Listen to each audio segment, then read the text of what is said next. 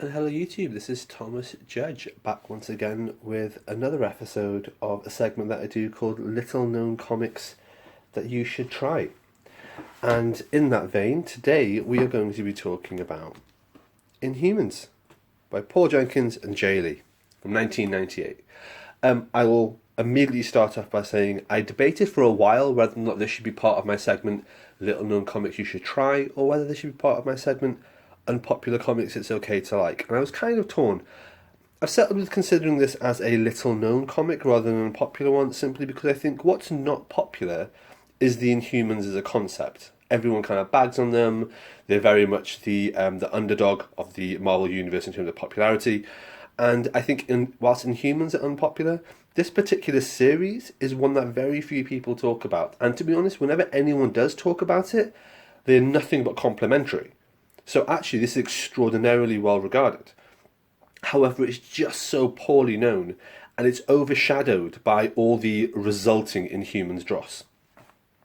So let's have a quick look at it. This is the oversized hardcover. What I'm going to do, I'm just going to show you this, and then I'm going to talk through a little bit of history about the Inhumans and what they are. The Inhumans have been around for absolutely ages. They were originally in the Fantastic Four part of the Marvel Universe. They were around in like the 50s and 60s, and they've all kind of like cameoed and featured in various random stuff. They had a short volume 1 or first series, which I think was 4 issues or something back in the 80s. And then they've always kind of been in the background. They're always just people that no one really pays much attention to. What I'm going to do, I'm just going to slip this dust jacket off, because I always, look at that. Just look at that. A huge Black Bolt fan, as we'll discuss when we get into the comic itself. But it's rare to see a oversized hardcover that actually has a printed case like this from this era. So this is really beautiful to see.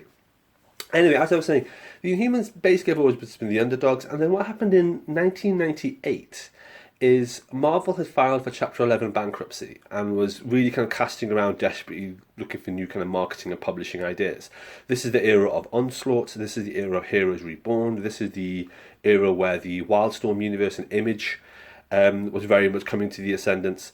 And so what happened was Joe Quesada at the time, who was in charge of Marvel, contacted a few relatively unknown writers and artists and asked them to just do this kind of like dark sub-imprint for Marvel characters, and this is what's known as Marvel Knights. Marvel Knights with a K.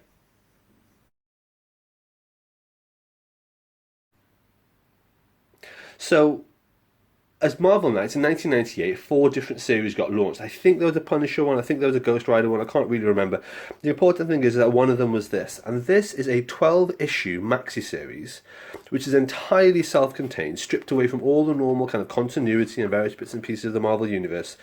And it was just a very novel, very interesting story about a part of the Marvel Universe no one ever really thought of. It's written by Paul Jenkins, who, I will be frank, is one of my favourite writers of all time. Which is a strange thing to say, because not many people talk about him. Maybe he's a little-known writer that you should try. But his work in the Top Cow universe has always been phenomenal. His Spider-Man stories are some of my favourite Spider-Man stories of all time. And Inhumans, well, we'll get into it. I'm not going to give much spoilers about what this is about, other than to say you can go into this knowing nothing about the Inhumans. In fact, you can go into this knowing nothing about the Marvel Universe. The only other aspects of the Marvel Universe that cameos in this is, I believe, there's like a 1-panel cameo in passing from Reed Richards at one point, and it's utterly irrelevant. So the rest of it is a standalone story. It's about the Inhuman race and where they live and how they interact with the world around them. I don't want to give any spoilers. So all I'm going to say is this comic, and I want to be very clear about this, because this is purely my opinion, of course, and my opinion doesn't really necessarily match up with the comic mainstream in a lot of ways. This is, without any doubt in my mind, one of the greatest comics ever created. In terms of writing, in terms of artwork, in terms of the story it tells, the issues it considers, the pacing, the plot, the ending. In every way, this comic, it's hard to grade, because I tend to say, oh, comic's 10 out of 10 if it's so good that I'll buy it physically. That's why I only own about 10% of all the comics that I've read. this is beyond that. This kind of transcends any limitations of the genre. I would recommend this to literally anyone, whether they read comics or not. They should read this. They should understand this and appreciate this. I'm just going to come out and say it. In my mind, this is better than Watchmen. If you've read Watchmen, which as a comic fan you definitely should do, just to make up your own mind about it, this deserves to be discussed in the same breath as Watchmen.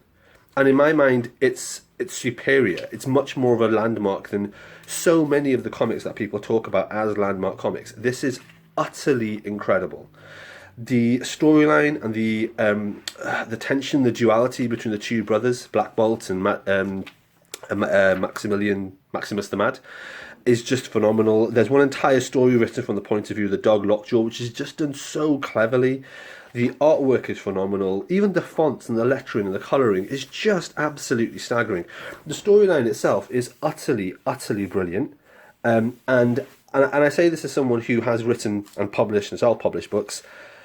The storyline, the pacing, and the cadence of the plot is utterly flawless. It cannot be improved.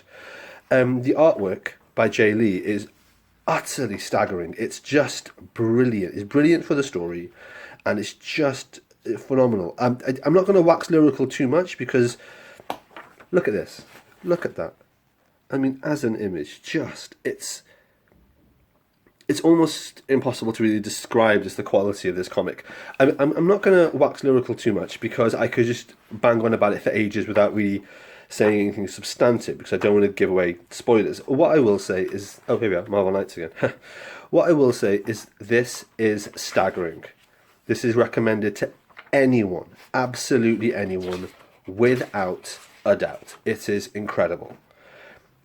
One of the best comics I have read in my entire life. And not just a superhero comic, because whilst they do wear their superhero outfits and they do have their uniforms and so on, it's really more a comic about family and about politics and just about, I guess, royalty more than anything else. It's staggering. It's utterly, utterly staggering. And people don't talk about it. And why don't people talk about it? Because when this came out, this won an Eisner Award. Was it an Eisner Award? An Eisner or a Harvey or something like that. It won some major awards. And yet people don't talk about it. And when it does get mentioned, I've heard it mentioned sometimes on shows like Omnibros Live and things like that. And they go, oh yeah, the Inhumans run by Jenkins and Lee. Yeah, that was really good. It's worth reading. And then they just kind of just move on past it. And I think the reason for that is that this was then followed by a long, slow descent of quality and a long cavalcade of shit, basically. I've read most of the Inhumans comics after this. To be fair, kind of hit and miss because they don't really form a single consistent ongoing continuity. They tend to be standalone miniseries, a few maxi series, a couple of random runs that aren't very good. Even the recent one, Black Bolt by Saladin Ahmed, that was fucking terrible. But ultimately, like, because of all that, because there have been 22 years of terrible Inhuman comics, understandably, people are just like, oh, the Inhumans, they're rubbish. The Inhumans TV show absolutely bombed. I haven't seen it, and I really want to see it. And the reason I want to see it is I am still a massive Inhumans fan, purely because of this comic. And obviously, Black Bolt was in a recent MCU movie. I'm not going to give any spoilers, but he was in that. He was rubbish in that, and has basically become a joke and a meme. And it's just... I don't know. It's just tiring for me as an Inhumans fan to see this because there's so much potential here. This is literally one of the best stories ever written. I don't just mean comic stories. If this was a movie, if this was a prose book, this would still rank up as one of the greatest bits of literature I have ever read.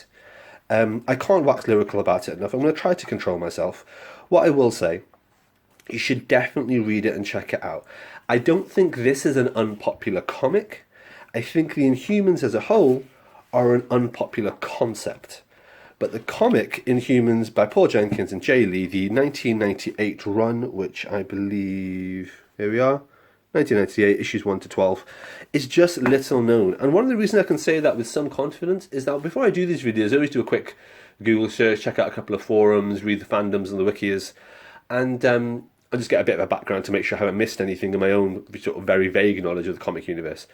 And there was very little about this series other than saying, oh yeah, it was 12 issues, it started off Marvel Knights and it won an award.